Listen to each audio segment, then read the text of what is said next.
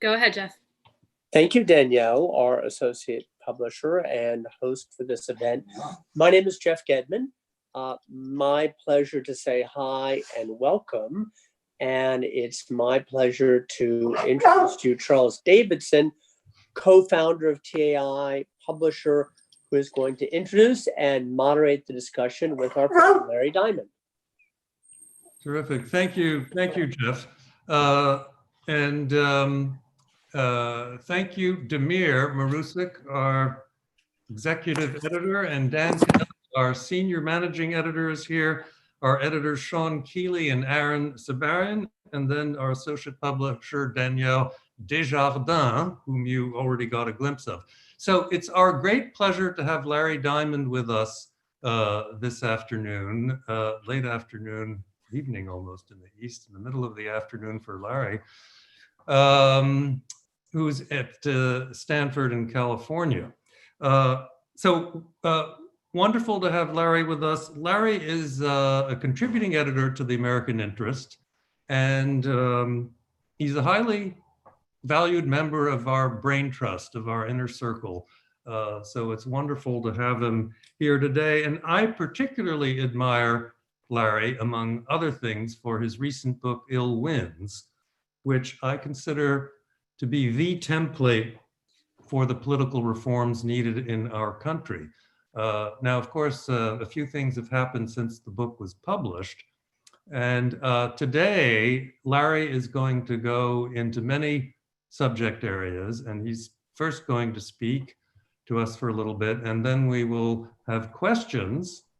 And please use the feature in Zoom, the raise hand feature, if you're on Zoom. And then for our YouTube audience, we're also taking questions, and those will be relayed to me. So please type your questions in, and we will get to as many of them as possible.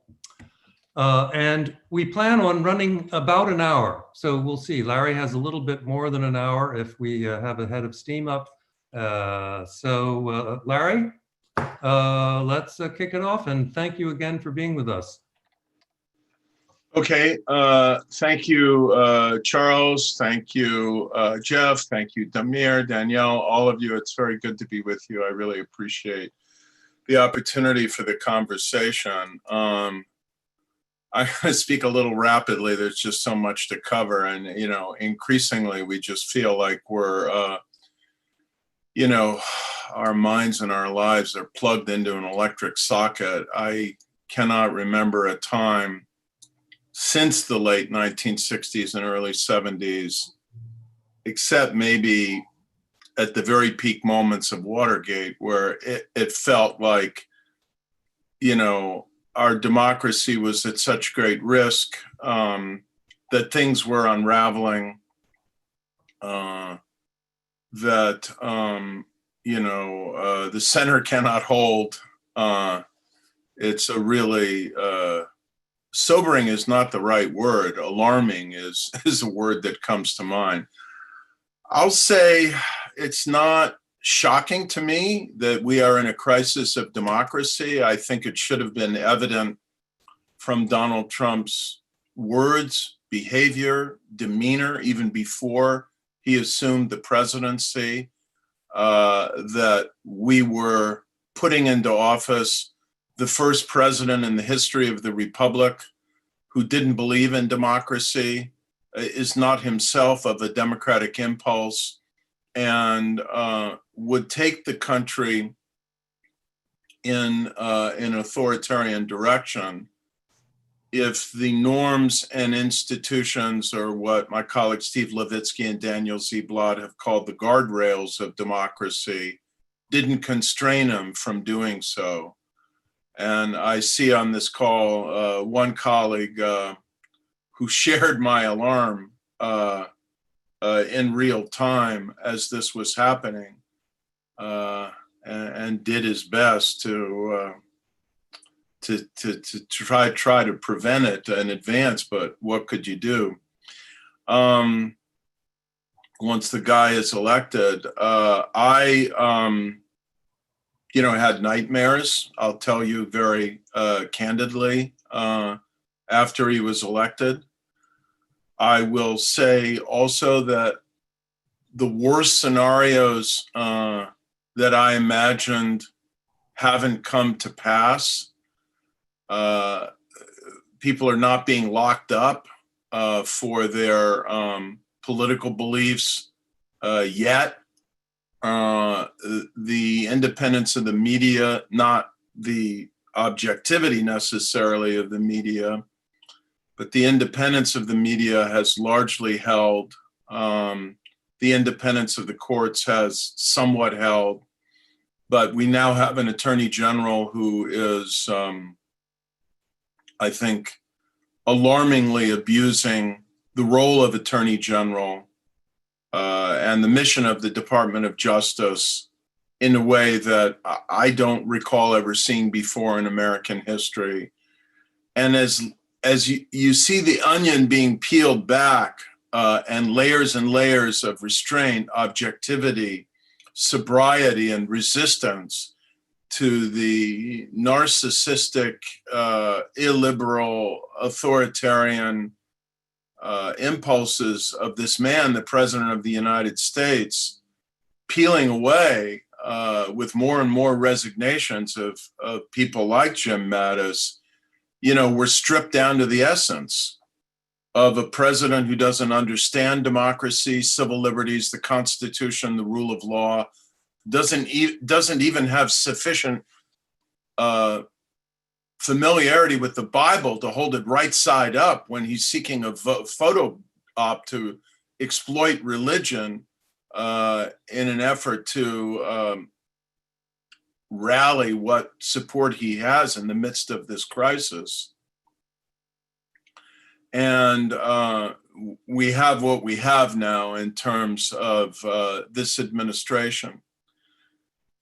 We began in January of 2017 with populism, polarization, and the prospect for abuse of power, which I think has been unfortunately increasingly realized as the guardrails, the constraints have fallen away, as the Republicans in Congress have revealed themselves to be an almost completely spineless collection of politicians who know, I think in most cases, the danger this man represents to the Republic and the Constitution, but have been almost uniformly, with a few exceptions, the leading one being Jeff Flake, who had the courage to speak from the floor of the Senate, but recognized he would need to sacrifice his political career to do so.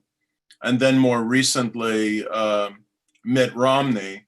And that's about it in terms of the United States Senate. I highly recommend the piece in the Washington Post the other day by George Will. George Will, one of the leading conservative thinkers, who now says, he's been saying it for a long time, not only does Donald Trump need to be defeated to save the Republican democracy, but the Republicans in the Senate as well, because of their inability to perform their constitutional obligation to exercise a check on his abuse of power. If they had done the right thing and convicted him in the impeachment trial, we wouldn't be where we are now in terms of the depth of public crisis facing democracy. But I think there's no chance of that happening. To the crisis of polarization, populism, and deepening abuse of power, and to the abuse of power element, I would add, I think one of the most alarming aspects of abuse of power, to a degree that I think is entirely justifying of impeachment on its own, irrespective of everything else, which is the serial firing on purely political grounds of inspectors general in the different cabinet departments. We now have a public health crisis that's been grotesquely mismanaged an economic crisis that is the worst since the Great Depression, and now, as we know, an eruption of the long lingering stain of institutional racism and police abuse that we've been living with to one degree or another for 4 centuries, and that keeps cropping up, it seems, with growing frequency as more and more African Americans become the deadly victims of police abuse. I don't want to speak much longer because I really want this to be a conversation. So I'm going to really drill down to the last issue now, which is something that I have not written about, but intend to, Charles, Jeff, and Damir, as imminently as possible in this space. We don't need another commission. I mean, we know what the problems are. And President Obama, I've started looking at it, appointed a commission on 21st century policing that was full of intelligent recommendations on what needs to be done. What we need is a president and a Congress with the resolve to do it.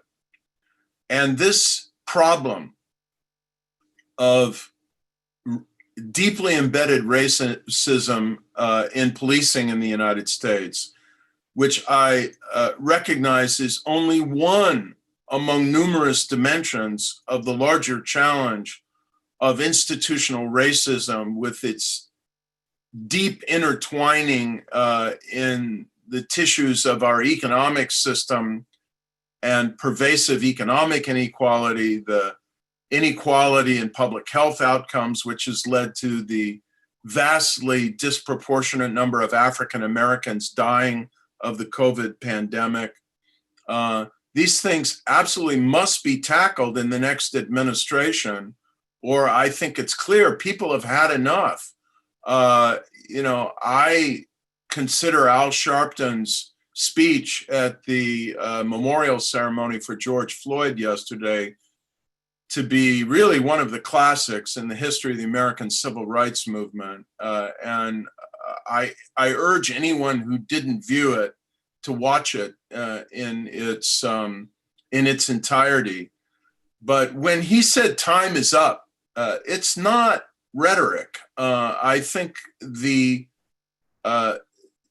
murder of George Floyd in that excruciating 8 minutes and 46 seconds of deliberate racist intent was really a turning point in American history. I think it was the spark that lit the match, the weight that broke the camel's back. And people aren't going to go back quietly into that good night until there's more than promises. There needs to be legislation, there needs to be reform, there needs to be action. So I will just close by mentioning some of the things that people have been talking about that I think are in, which I haven't had a chance to read in its entirety yet, the task force on 21st century policing that President Obama appointed and that need to be implemented. And we can't rely on 50 states and God knows how many thousands of localities to implement all of these standards. We need federal standards, and we need federal information sharing, and we need federal leadership. I think that is the message of the moment we're at. So some of these bullet points include a federal standard for the use of force and revision of the criminal code on what the Justice Department itself can do to prosecute police abuse, a national ban written into law on the use of chokeholds by police forces or other law enforcement officers in the United States. We need demilitarization of the police in the United States and an end to the transfer of excess military equipment to local police forces. They don't need tanks and armor to the extent that's being piled upon them. I think probably the United States should really be moving to a European concept of a gendarmerie. Maybe it's a National Guard, maybe it's something in between, where if you need to go to that level, you don't rely on a local police force, which should be steeped in a mentality of community policing.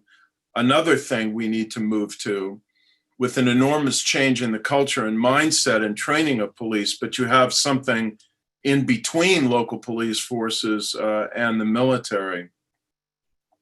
We obviously need massive changes in the training, recruitment, and vetting of police, and in the retention of police, and in the ability to dismiss bad cops. And I'm sorry to introduce the parallel observation here, but I think the police unions have too much power, and I think the teachers unions have too much power.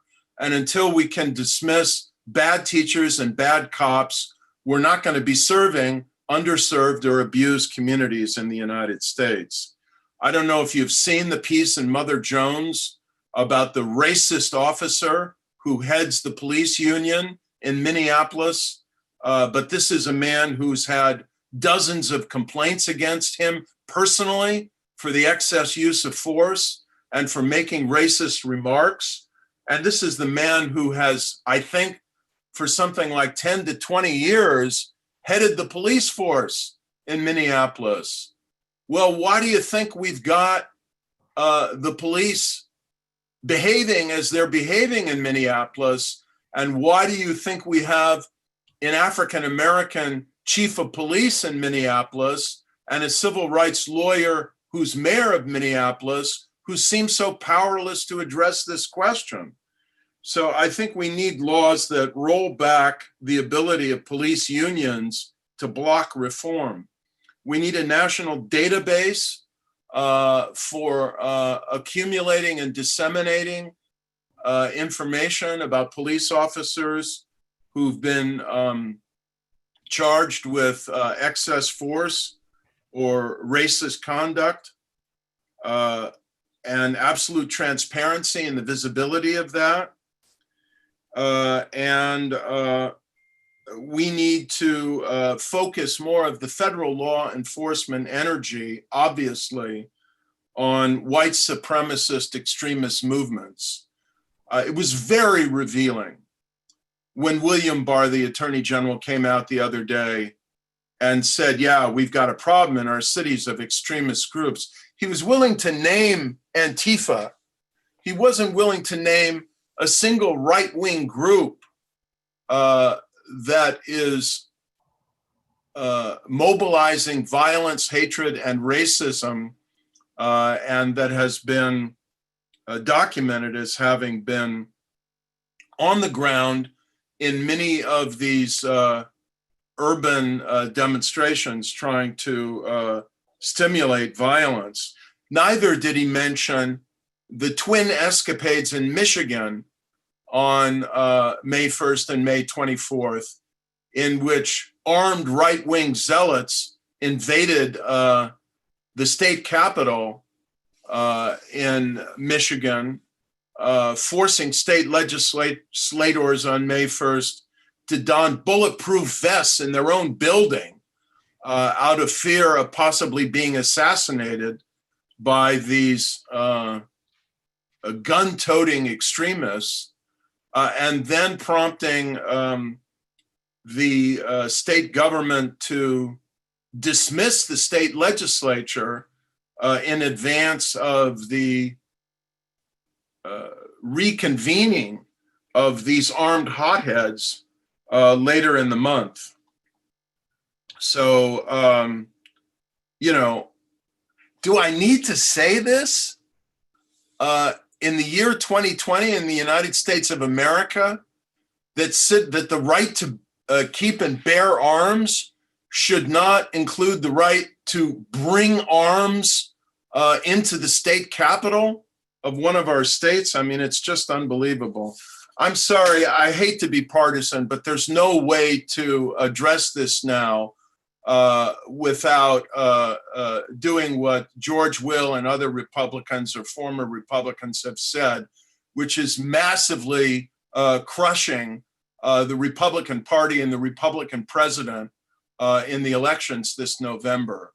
And to do that is going to require a Herculean effort, as my colleague Nate Persily at Stanford has been writing about, to ensure the November election against the extensive efforts at voter suppression and deterring voters from exercising their rights not only to cast a ballot, but to cast a safe ballot that are now being put in the way of a democratic election in November. And we're running out of time to do that. The Republicans have been blocking the funding that would be needed to enable states to make the changes in their voting procedures and their voting technology that would enable it to happen. And I just think it's a crying tragedy that we've come to the point we have in the United States of America, where one of the two venerated political parties in the United States has come to the frequently signaled but not explicitly stated conclusion that the only way they can win a national election in the United States is to suppress the vote of people of color in the United States. All I think I've said enough to get us started. Thank you, Larry. Yes, indeed. I wish I could disagree with something you said. Just one quick question. I mean, would this be happening and would the Minneapolis incident have happened if Trump weren't president? Well, of course, it's quite, we don't know what would have happened to the recommendations of the Task Force on 21st Century Policing if Hillary Clinton would have been elected president of the United States.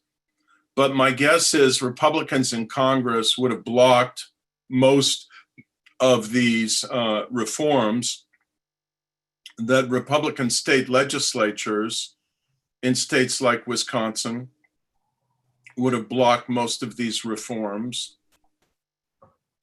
And until you get national action and not just national symbolism and national commissions, then the problem is going to continue. And it can continue under a Democratic president. It can continue, and it did continue under an African-American president. So we've got very deep problems of democracy and justice in the United States that have been profoundly aggravated by Donald Trump, but are certainly not unique to it, not all of them unique to a Trump presidency. All right, now let's see what we have for questions. Demir, do you have a question? I sure do. Thanks, Charles. Larry, thanks a lot for joining us and for taking the time. That was a lot. And I don't know, let me just try sort of pushing you on a couple of things and see where we end up. I mean, maybe just start with a slightly happier note. I mean, I think that if Democrats win, a lot of the, as you said, the issues about both teachers unions and police unions, that's something that perhaps Democrats will be in a good position to tackle and do reforms, at least on the police stuff. At least let's hope on that. But I want to ask you if you can talk about, I mean, answer it however you want. How optimistic are you about the broader reforms? You've written about the kind of stuff that needs to happen about ranked choice voting.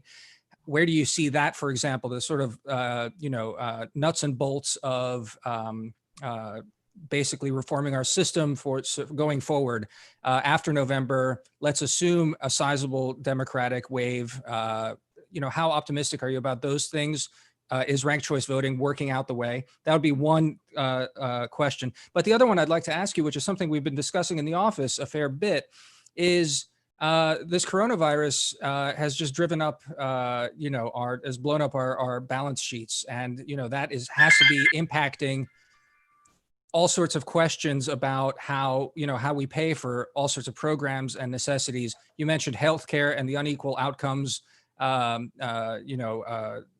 racial segregation through healthcare outcomes. Clearly, that implies a massive healthcare reform as well. Can you talk a little bit about how you see that, given the sort of financial straitjacket we might be finding ourselves in soon? Thanks. Okay.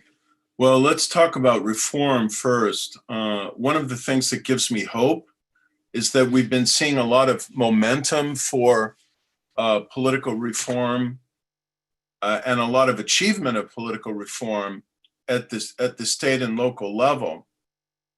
And ranked choice voting is gaining momentum. Of course, it was largely adopted in Maine at the state level. It was adopted for primaries in New York City.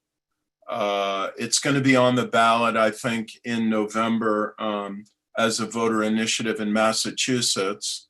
There, the Attorney General, I guess the Secretary of State, made the right decision to rule that the movement for ranked choice voting could collect signatures virtually online, given the difficulty of doing so, the public health crisis of the pandemic of COVID-19. So I think it'll be another important test case, but if ranked choice voting succeeds in Massachusetts, it will gather further momentum. I think we were gathering a lot of momentum on ranked choice voting before COVID-19 hit, and really deflected a lot of energy and attention to that crisis. Other reforms have been adopted by voter initiative in Michigan with the motor voter law and some of the other reforms to basically ensure inclusion in the ballot box and wider access to absentee voting and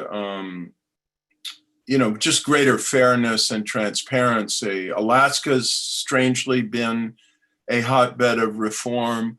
We're now going to have a Republican state, Utah, that will be an entirely vote by mail state this year, after years of Utah really trying out vote by mail in more and more jurisdictions within Utah, and of course, largely Republican voters of Utah finding they liked it. It made it easier to vote, and there didn't seem to be any significant problems with it. So I think step by step, we're gradually getting more momentum, but there's still so much to be done. And every time we get, we think we're making progress, shocking things happen. And one of the shocking things was yesterday when one senator, not surprising that he was the one, Rand Paul, killed the Emmett Till racial lynching bill that would have declared lynching a federal crime. I mean, we can't even get that through the United States Senate. So I guess he thought, it was infringing on states' rights, which is what, George Wallace or Lester Maddox would have said. On the substantive stuff, Demir, I have some friends who are economists, and they think we're not heading into a V-shaped recovery. And for interesting reasons that I think have to do to some extent with the heavy weighting of technology stocks in the overall stock indexes, and to some extent on other things that I don't fully understand. The only partially diminished and quite impressively partially recovered state of the stock market doesn't even begin to reflect the real state of the American economy or the likelihood of shocking levels of unemployment persisting potentially for years to come, in part because some of the devastation that's been wrought by the pandemic, for example, on retail sales in the United States, none of those jobs are coming back. Some of these companies are going to be gone forever.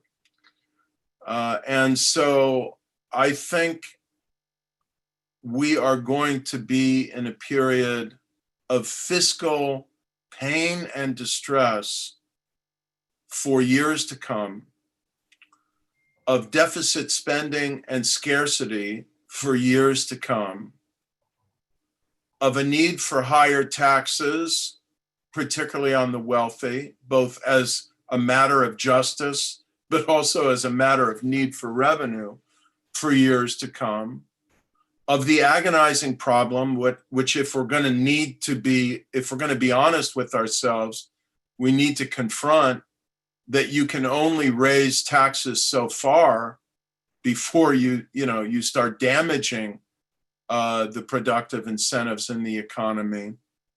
And so it's really going to be challenging. I think we're going to be in a period ahead, if we do get a Democratic president, of agonizing choices.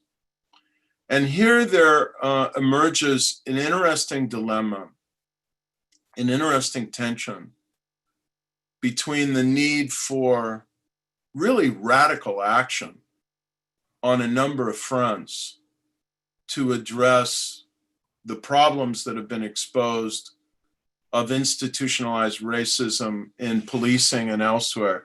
And I've got to say, look, I'll just confess it.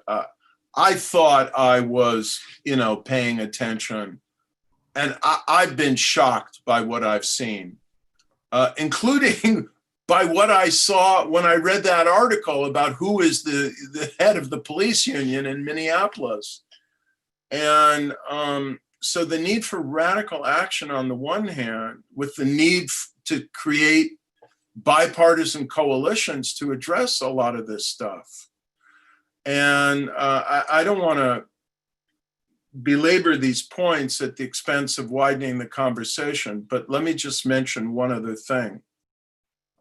My prayer is that Donald Trump loses by such a staggering margin that the haunting specter of his authoritarianism and extremist populism will be purged from the Republican Party.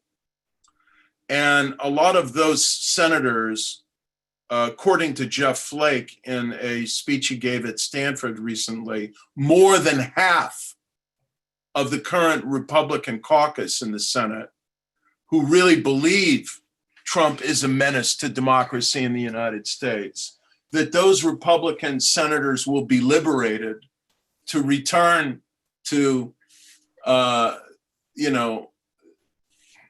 Reagan-Bush Republicanism and to cut pragmatic deals to create wider coalitions to address a lot of these issues. Great, thanks. We're going to go next to David Kramer, and then we have a question from someone in our YouTube audience. Welcome, all of you. And then we'll go to Nicole Penn. So David Kramer, please. Thank you, Charles. And Larry, great to see you. Thanks for doing this. I too wish I could find something to disagree with you on, just for the sake of interest, but alas. Let me ask you two questions. There's been a lot made this week about Secretary Mattis's statement in the Atlantic. And I think his statement was certainly proper and appropriate. And yet I also think it is way overdue.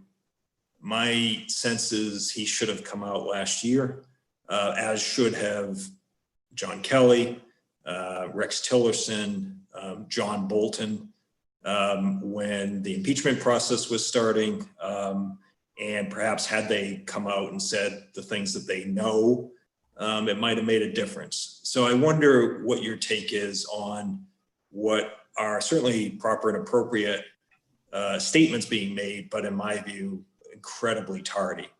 Second question is, if that huge margin does not come about that you were just talking about come November, and we have a close race, we already see President Trump setting the stage to delegitimize any possible defeat. We heard this a little bit in 2016 when asked if he would accept defeat. He demurred on that. But now it isn't just voter suppression, but he's raising questions about fraud and mail-in balloting and all those kinds of things. So I wonder if you could offer your thoughts on the threat that he is going to try to delegitimize the 2020 election. Thanks. So, David, to your first question, I really revere Jim Mattis, and I don't want to criticize him. Given how few people who've been associated with the Trump administration have come forward to forthrightly say the kind of thing he said the other day, and given his principled belief as a long-serving military officer and commanding officer that, you know, there should at least be a decent interval before he openly criticizes the president who appointed him. I'm just going to say thank you, General Mattis, for saying what you did when you did. Here's what I don't understand, and I won't name names. I don't understand all of the other Republicans. Let's leave the senators aside, okay? They can't imagine a life other than the precious limelight and power and responsibility that they have by sitting in that august chamber. And so they've been cowed into silence and cowardice in failing to speak up for what they know are grave abuses against democracy. But what about all the other Republicans who've served in previous administrations and in high-level cabinet positions? Where has their voice been? They've almost all of them have been silent. And I think, you know, they don't want to divide their team, so we've got a tribalism problem. They don't want to lose access, so we've got an elitism problem. I think that they have enabled this. Let me just make a general statement in that regard. And the second part of your question again, which I really wanted to answer before I got so swept away by the first part. Trump's efforts to delegitimize the election. So there are two reasons why I pray for a thumping landslide against Donald Trump in November. One is, I think that's necessary to liberate the Republican Party to purge itself from this awful haunting specter of Trumpism. But the second is, there's no doubt that he will claim fraud. Even if it's a landslide, he'll claim fraud. He's constitutionally, mentally unable to do anything other in the face of adverse circumstances except blame someone other than himself. But in a close election, it will resonate with his base and will lead to court battles and will potentially lead to a constitutional crisis. And by the way, if there is massive voter disenfranchisement, or if there is something else which I deeply worried about, which is Russian interference in the election, to do what would be the most plausible scenario, which is purge a lot of minority voters or voters in heavily urban and democratic districts from the voter rolls, so that there's confusion and they can't vote in November, and Trump does win, I think you could see an unprecedented rejection of the results on the Democratic side as well. I've been part of a team with the voter study group funded by Democracy Fund in Washington, D.C., analyzing results from a public opinion survey we did in November and December of last year. So before a hint of COVID and the trouble that might be coming in advance of the election and around the election. And I'm not going to preempt the release of our paper in a few weeks or preview in detail our results. But I am going to say two things. Number one, there is a frighteningly high intrinsic readiness of partisans of each party, Republicans and Democrats, to reject the results of the November election if their candidate loses as a result of what is claimed to be fraud or unfairness. Number two, there is a smaller, but still, to my mind, particularly in light of the events of the last while, frightening level of readiness of partisans on each side of the divide to welcome and support violence in the event that their party loses the election. And I think that if there's a close election, and if either candidate claims that he lost as a result of fraud, it's not going to be fought out in the courts as it was in November of 2000. It's going to be fought out in the streets. And what you're seeing now could be only a preview of what we see then. And this is why it's so important that we do everything possible to ensure a free, fair, transparent, and inclusive election in November. Larry, we have a question from Brooke Manville. A substantial population still reveres Trump, worship his law and order rhetoric, and scorn legitimate protesters. Trump's defeat is no guarantee. What's the best strategy to beat the Republicans? Well, the question really is in two parts. The first part that you asked and the second part that's implicit in the first part. So first, I'll talk about how the Democrats can win in November. And second of all, I'll talk about how they can unify the country and rally at least a portion of Trump's support base behind a new agenda for America if they win. On the first part, we published in the Journal of Democracy in April 3 articles on how to defeat populism. They weren't about the United States and they weren't meant to be a commentary on the United States, but they do have important lessons. I think the most important lesson is from the Turkish election when the Republican People's Party defeated this authoritarian monster, Recep Tayyip Erdogan, who in personality, vanity, and intolerance, I think has some remarkable similarities to Donald Trump.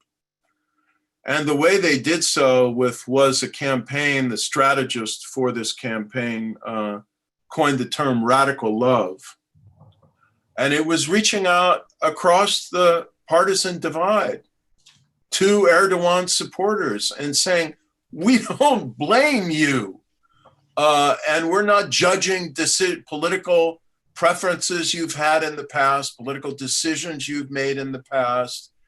And, you know, we recognize that everybody's hurting in one way or another. And you've been hurting, you feel disrespected, you've got your own vulnerabilities, and we all need to come together to address our challenges in a mutually respectful fashion.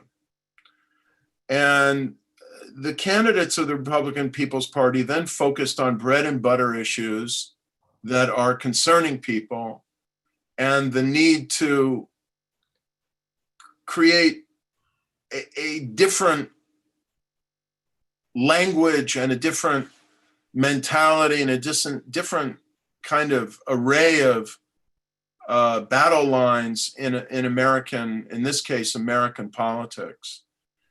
So I will say that I think the Democratic nominee has certain advantages in this regard because he has a history of being able to appeal to working class people.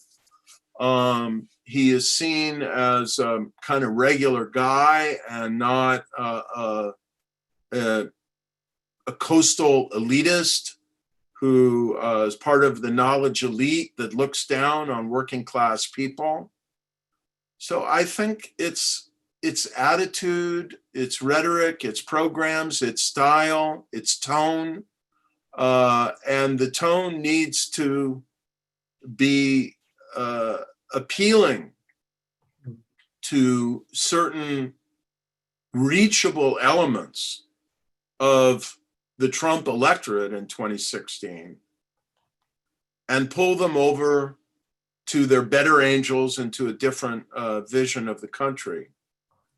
And the key support groups that I think can be moved are suburban voters who are worried about instability and excessively high taxes and so on, but are also worried about decency, civility, and the Constitution. And working class voters, many of them in rural areas, who are barely getting by and are economically hurting. So what does the Democratic Party have to offer them? Well, they need health care too.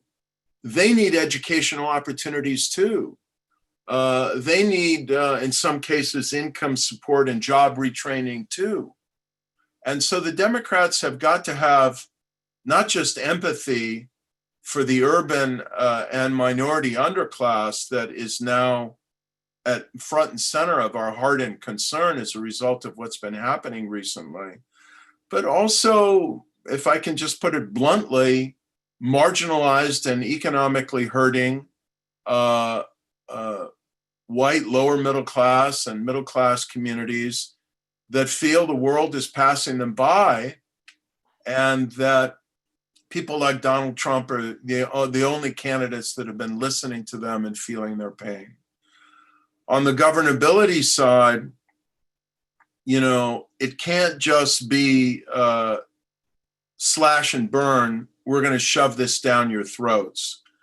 I think there's a way of pursuing a bold agenda for economic and democratic reform and renewal in the United States that can pull some Republicans into it and at least involve dialogue and reform of the way, Mickey Edwards has been writing about this and others, reform of the way the House and the Senate work to give the political minority in each House more say and to bring forward bills that have majority support from the individual members, even if the leader would like to block them.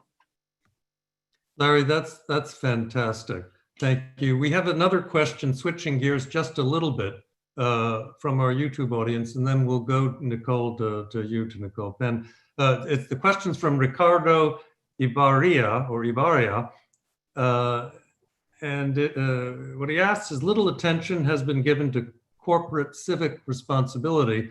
How can the quality of democracy and government be an objective of business? So this question has so many layers and dimensions. I think that in the world we're living in today, there's the issue, Charles, of general corporate responsibility. And then there is the issue of responsibility by the corporations that have the greatest impact on the quality of our national dialogue and potentially the stability of our democracy, which are the internet platforms. In terms of general corporate responsibility, should we even need to say this? That they have got to uphold principles of transparency and some degree of modesty and responsibility, and not use the crisis to pursue narrow, extreme, and immediate advantage. And we've got to, I think, partly for symbolic reasons, but I actually think it could have a significant impact on our national consciousness, if not on the bottom line. We've got to rein in the grotesque salaries of corporate chieftains, which have played a significant role in the dynamic that has defined the last 30 or so years of American economic and social life, where almost all of the gains in national income in recent decades have accrued to the top 1%, and even more dramatically and repulsively, the top 1/10 of 1%. So can we see from our corporate elite just a little bit of a sense of restraint and concern for the collective in a time of national pain? Our leaders at Stanford University took voluntary and very significant pay cuts when the crisis hit our universities. I think some leaders in the nonprofit sector could also do the same. And then on the internet platforms, I don't favor repeal of Section 230 of the Communications Decency Act, but we've got to have more transparency and responsibility from the internet platforms in revealing the algorithms they use to prioritize and elevate certain types of speech, and more responsibility in calling out blatantly false speech. And I think they should not be bullied and intimidated by Donald Trump in their effort in the case of Twitter to do that. I think what Twitter did was a forthright and very important step forward. We'll see how Facebook's appeals court that it's in the process of implementing, whether it's able to achieve some of this greater sense of responsibility as well. Great, thanks. Nicole Penn, finally. Hi, my name is Nicole Penn. I'm the program manager of the American Enterprise Institute's program on social, cultural, and constitutional studies. So I actually did want to throw in a question about Hong Kong, and to talk a little bit about your reflections on how is the only answer letting the UK just take in as many refugees from Hong Kong as possible? Do you see any way of moving forward for that community? And why couldn't we have done something similar? Thank you. Well, you put it in the past perfect tense. I would prefer to put it in the future tense with respect to those feeling it necessary to leave Hong Kong. It shouldn't just be Britain. It should be democracies around the world. And certainly the four that have received some number of emigres from Hong Kong already beyond Britain, Canada, Australia, and the United States. And I think that we should pass a law that gives automatic special immigrant status to any Hong Kong citizen who has any kind of credible claim. And that's kind of a fig leaf, because I think any of them really do, unless they're members of the elite who are just looking for nice homes in Palo Alto. But anyone who has a credible claim of becoming a victim of the termination of Hong Kong's independent status and its more forceful subjugation by the People's Republic of China. But that's the easy part in a way. I mean, we would gain, and gain enormously, from their immigration to the United States and these other countries, even if they don't bring financial resources, which many of them have. They'll bring enormous intellect, talent, energy, moral and artistic creativity. But then, in a way, the power elite in Beijing and Hong Kong win. As I almost said Hugo Chavez, the spirit of Hugo Chavez and the body of Nicolas Maduro are winning by inducing the migration of 4 million Venezuelans. I think Maduro would be happy to have another 10 million leave, so long as he can keep the gold and the oil and the title of president. So your real question, Nicole, which I thank you for so much, is what can we do to prevent the more complete destruction of Hong Kong's freedom and autonomy? And I think, we have to keep speaking up. We have to keep making clear in a very patient but consequential way to elites both in Beijing and in Hong Kong that there are going to be real world consequences for them of implementing incrementally, as they seem intent on doing, the eclipse of individual freedom and the rule of law in Hong Kong. We should start by imposing, under the existing legislation, targeted sanctions, visa sanctions, and assets sanctions on the top leaders, both in Beijing and in Hong Kong, most fully associated with this campaign. But we should make assault on Hong Kong's freedom and autonomy, but we should make clear to the business elites and in Hong Kong and the party elites in Beijing that we have a much longer list that we're proposed to add if they keep going down this path. I think we need to preserve the scope for graduation and escalation of sanctions. And I would probably hold back more serious economic sanctions on Hong Kong as a collectivity, trade sanctions, until we see where this is going. But we've got to impose consequences. And words matter. And having a president who, with passion and conviction, as prior American presidents, Republican and Democrat, would have done, call this out, that's very important. Larry, we have a question from our intern, Cassandra McGrath.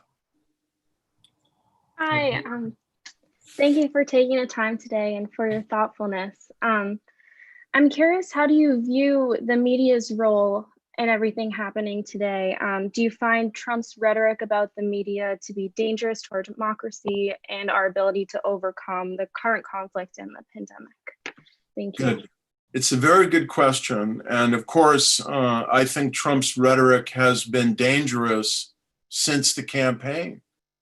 And to call the media enemies of the people, I mean, dictators use that language, or fake news, and to basically say to reporters exclusively those people of color or reporters working for media that have not reported favorably on him, in essence, shut up and sit down.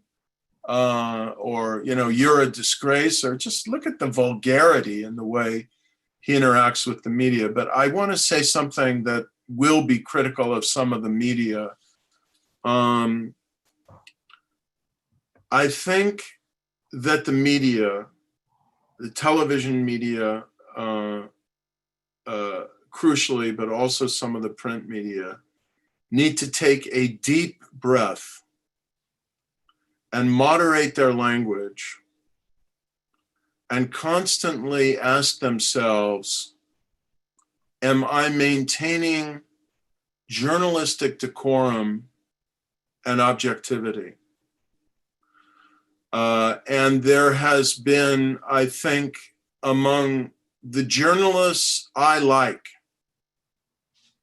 and among the broadcast media that I tend to watch, too much emotion, which is understandable. I mean, they're human beings. Too much opinionating, and too much excess. I mean, you had Don Lemon, I forget, who I like as a person. I have so much admiration for him as a human being.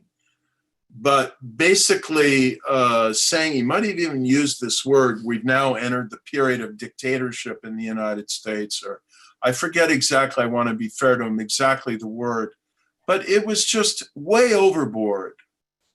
And I would like to say to all of these people, if you think this is what dictatorship looks like, spend a week in Beijing or Moscow or Tehran or Caracas, and you'll find out what dictatorship looks like. Now, that's not giving Donald Trump a pass. It's just trying to gain some sense of proportionality. Because if we don't have more proportionality, more discipline, more objectivity, and more control of our emotions, and I realize I don't claim to have had very great control of my emotions, particularly in the early part of this last hour, but I'm not a reporter. I'm a public intellectual who's been asked to offer his views here, so I feel I have a little more scope. And so I think it would be, your question is extremely important, but we've got to be honest with ourselves. Too much of the supposedly objective or progressive media is playing into Trump's hands with some of their narrative and decorum and demeanor. Larry, we got what may be the last question from a rabid Republican and Trump supporter, Mike Fox.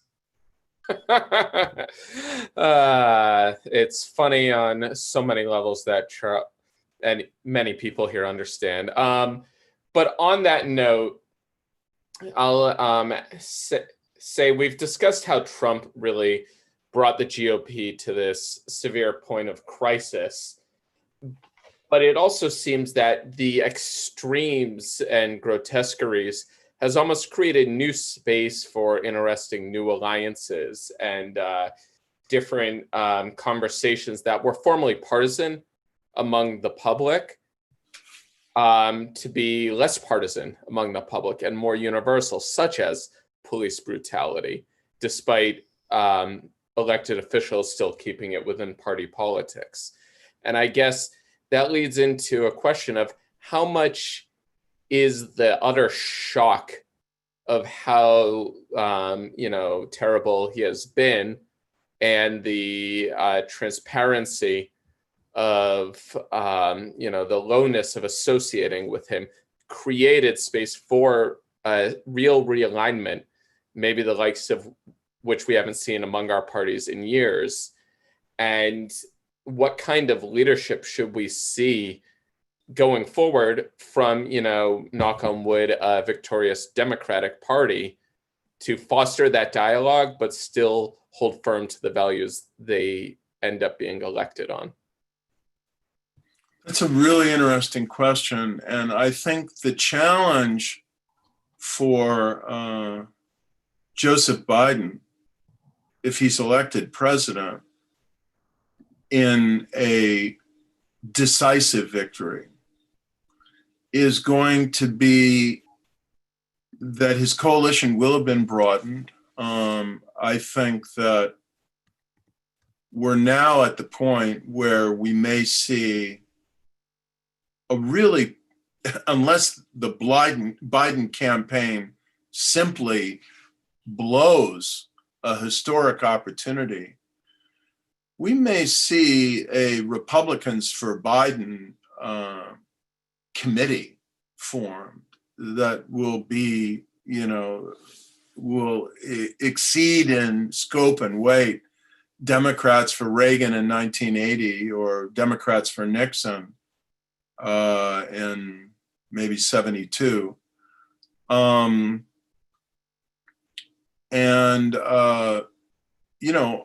lot of very conservative Republicans like George Will and Bill Kristol and Jeff Flake and so on have made it clear that they're not voting for Donald Trump in November.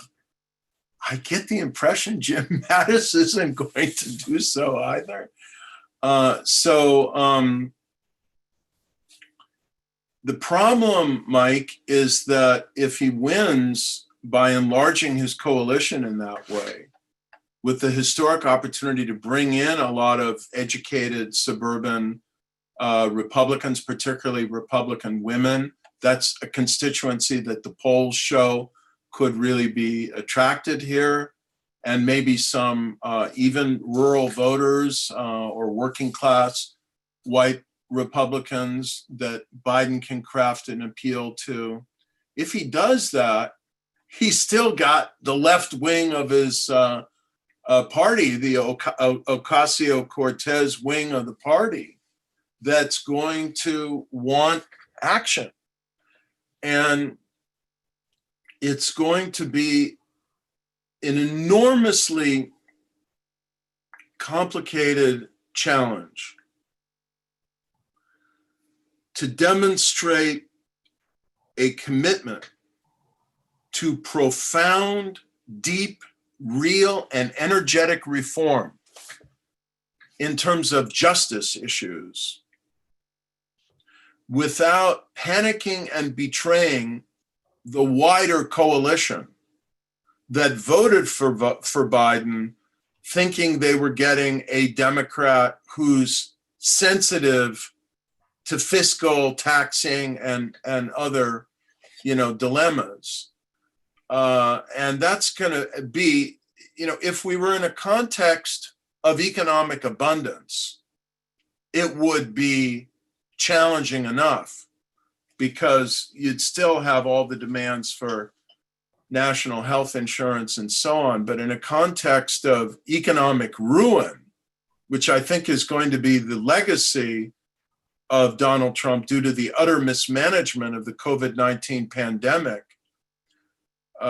it's going to be much more difficult. So it's just going to require very, very artful coalitional politics that gives each element of the coalition something real and valuable.